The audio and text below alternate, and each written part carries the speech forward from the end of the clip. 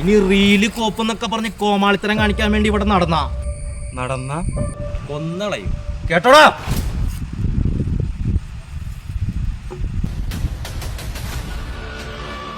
മോനെ എന്താടാ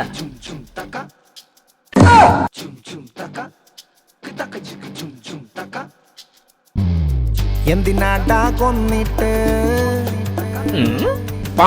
ഇവന്റെ മോളും നമ്മളെ പോലെ തന്തയില്ലാതെ വളരാനോ? നമ്മൾ അനാഥരാണ് പക്ഷേ ഗുണ്ടകളല്ല. നമ്മൾ അനാഥരാണ് പക്ഷേ ഗുണ്ടകളല്ല.